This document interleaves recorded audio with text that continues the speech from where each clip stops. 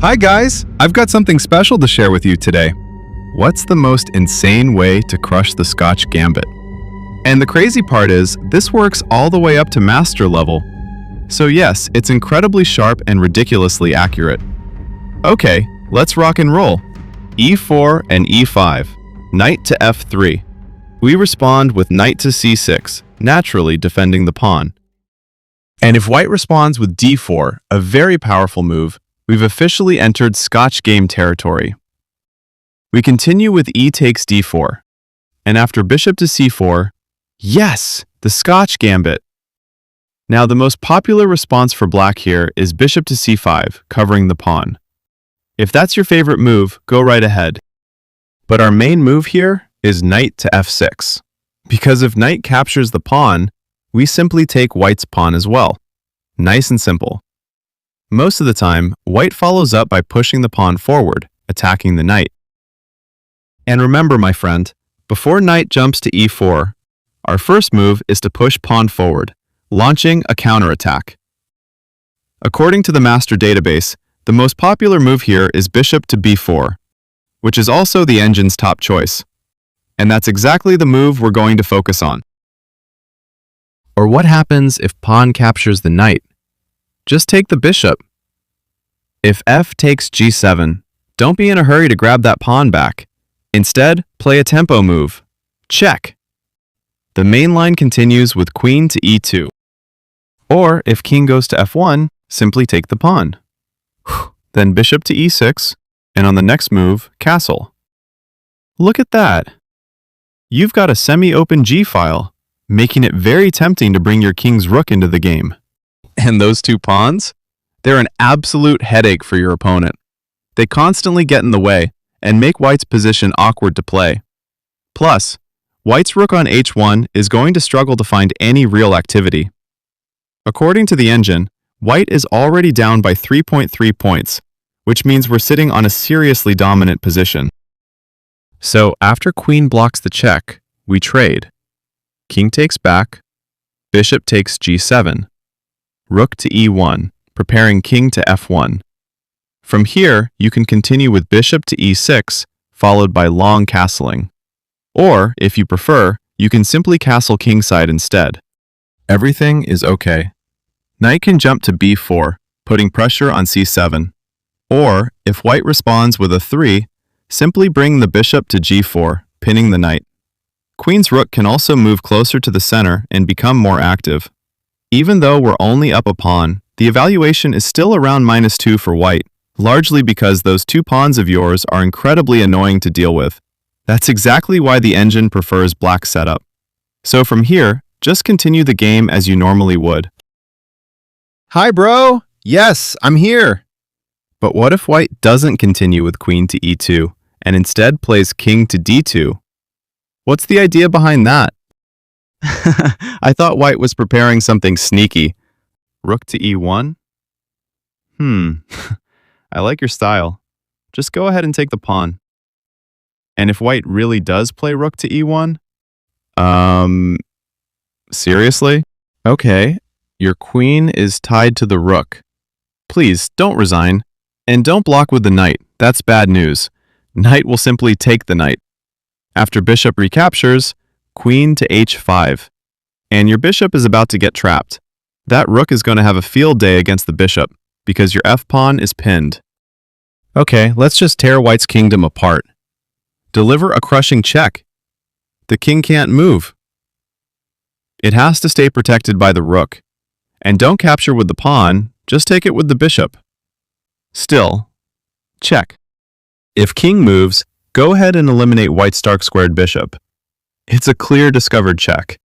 And we're up a rook, a minor piece, and a pawn. Black is completely lost. Or, if that pawn gets greedy and captures your bishop, it's clearly game over. Checkmate, bro. Let's go back. After D5, if pawn takes knight, just take the bishop. But what if white plays bishop to B5 here, pinning the knight, while your king's knight is still under attack? Go ahead and save the knight. White will usually continue by taking the pawn, which is the top move here. Clearly, the knight is now under attack twice. Relax, bro. Just keep developing your pieces. Besides attacking the knight, this move also prepares for kingside castling. And according to the online database, there are two very popular moves for white here. The most common one is knight takes knight. The second most popular move is kingside castling. Because if white chooses to play something else here, for instance, pushing the pawn to chase the knight away, this is clearly a blunder. We continue with queen to h4, giving check. King can't move. Of course, queen to f2. Mate! So after the pawn blocks the check, just capture it, attacking the rook as well and threatening a discovered check. And if the takes knight, go ahead and take the rook with check. After king moves, queen takes queen, then bishop takes knight. From here, we'll be up a rook and 2 pawns. Team white is completely wrecked. Or, if rook moves, going back to attack the knight and eyeing g7, simply bring the knight back, a discovered check. King to f1. Yep, queen to f2. Checkmate. And if rook blocks the check, just take it. After pawn takes knight, queen recaptures with check. From here, the same thing happens. There will be a lot of checks, and not a single one of them makes white any better. Team white is wrecked. So after king to e2, another check. Only move. Keep the checks coming. King retreats. Another check. Look, the king is starting to feel dizzy. Continue with bishop to b4, then knight to c5. Mate in one threat. Okay, let's take this example. If pawn takes knight, we simply capture the pawn back with check. King moves. Bishop check. King to d5. Queen to c5. Mate. Or if the king moves to c4, bishop to e6, check. The queen has to block. Bishop takes queen, check. After king takes bishop, it's checkmate. Okay, let's go back. After bishop to c5, if white responds with f3, you win after queen to h4, giving check. So usually, the knight will take the knight. Because if bishop takes knight here, we simply capture the bishop back. And if white castles, we immediately attack the rook. After rook moves, what's your move? Yes, tactical shot. Look, queen looks shocked. So after king takes knight, bring queen to h4, check. And we're about to win that minor piece back. Then get your king to safety. Trust me, you're going to have a dominant position. In a situation like this, white can fall apart very quickly. Okay, after pawn takes bishop, what if white doesn't castle and simply plays knight takes pawn instead? What? Let's destroy it! Check. King moves. Another check. Look, king can't escape. Queen has to block. Enjoy the game. You win. Pawn takes. No problemo. Then queen to f2. Checkmate. And you'll be collecting that pawn soon as well. From here, you can get creative.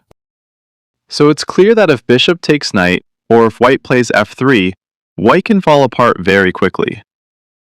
And instead, what if knight takes knight?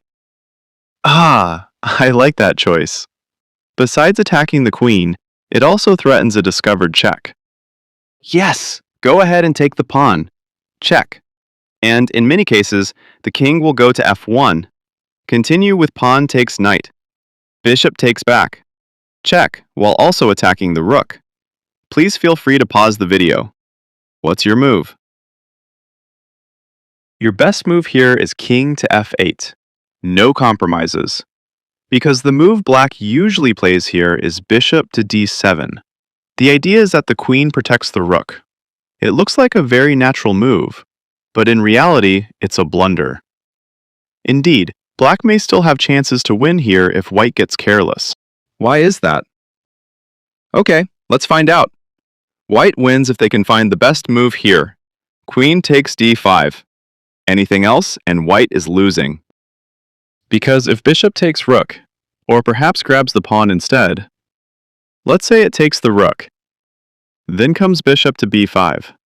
This isn't just any check, because white has no choice but to give up the queen. You take the queen, and then queen takes bishop. White clearly won't last much longer from here. Or what if white decides to take the pawn instead? It doesn't matter. Your bishop still can't be stopped. Check. King is stuck, so after the pawn steps in to protect the king, don't hesitate, just strike the pawn. Still, check. And also mate. If queen blocks, okay, let your queen enjoy a little breakfast. Or if you'd rather take the queen right away, go ahead, whatever you prefer. Either way, you're winning. Or instead, bishop takes bishop. Oh, no! No! Checkmate! Look, white's pieces can't do a thing for their king. So white is losing, whether they take the rook or take the pawn. And the winning move for white is queen takes d5. Besides attacking the rook for a second time, the knight is also under attack. If we castle, queen simply takes bishop for free. Or if rook moves away to save itself, knight falls. And king won't hesitate to gobble up the bishop. Or the simple move, bishop takes bishop. Queen takes bishop with check. After king moves, queen takes knight. Okay, white is up a piece. White doesn't lose here. Okay, let's go back. So after bishop, check. I wouldn't recommend blocking with the bishop. Just move the king instead. And it's the same story. Whether the bishop takes rook or the pawn, white is losing. Let's say, bishop takes rook. Continue with bishop to a 6, check. Queen has to block. Yes! Bishop takes queen with check. Then queen takes the bishop. Or what if the queen takes the pawn? That doesn't change anything in this position. You're still winning. What's your move? Yep, bishop check. If pawn blocks, bishop takes pawn. Still check. And we're attacking the queen as well. Queen has to take the bishop. Of course. Queen to d1. Back rank checkmate. Or what if bishop blocks the check? Seriously? Hey bro, what kind of move is that? It still doesn't matter. Don't be too cruel by taking the queen right away. Just take the bishop. Check follows. If queen takes the bishop, queen comes flying to d1. Checkmate. And it's the same story if pawn blocks. Keep the checks coming. Also mate. After the queen takes the bishop, hey king, good night. It's safe to say your rook and pawn aren't exactly friendly. They're poisoned. Even if queen takes the pawn, you're still winning after bishop to a 6. Hey bro! So what's white's best move here? The main move is queen to d3. But the truth is, white rarely plays it. Because most players are worried about having their queen lined up on the same diagonal as the king. Okay, here the queen controls a 6, so no bishop to a 6 check. What would you play? Hey my friend, I wouldn't recommend rook to b8, because the bishop will take the pawn, which automatically puts your knight in trouble. And before long, your bishop starts feeling the heat as well. Here we go! Your golden move is queen to h4. Attacking the bishop! Attacking the bishop. Oops, sorry. I mean, protecting the bishop. Got a little too excited there, bro. The idea is pretty simple. Bring the bishop back to safety. Then queen steps into the bishop spot, and it's checkmate. So, if you were white, what would your response be? Yes, you're right. Naturally, most people will either take the rook or push the pawn to chase the queen away. If you run into either of those moves, I guarantee you're winning. First of all, if bishop takes rook, time for some chess mischief. What? Hey, what's the move, bro? Just like I said earlier, queen to f2. Checkmate. Oh, I see it now. But Your bishop is hanging, bro? Relax, my friend. That bishop is poisoned. Just wait and see. White queen is about to need an ambulance. You don't need to continue with knight to g3 check. Sure, we'd win white's queen that way. But just keep attacking the king instead. Look at the king. It's completely confused, with nowhere to run.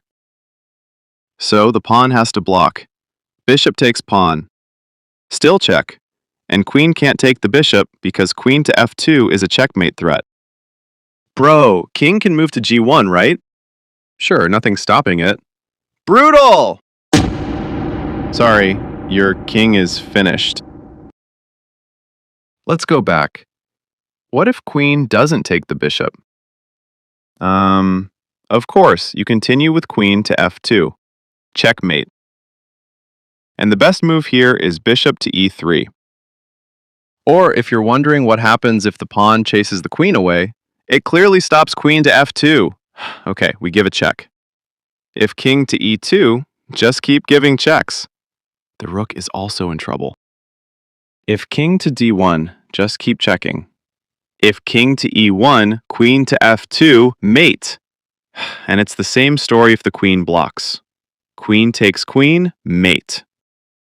Okay, let's go back. What if king moves to e1? Just bring the bishop back to its original square and give a check. King to e1, then continue with bishop to g4, check. Queen has to block the check, and you take the queen. It's the same story if king goes to d2. Just continue with bishop check. After queen blocks, just take the queen. Or you can continue with queen to h5 check. After king to f1, then bishop to h3 checkmate. Or if queen blocks, you can continue with bishop to g4. White queen will be gone.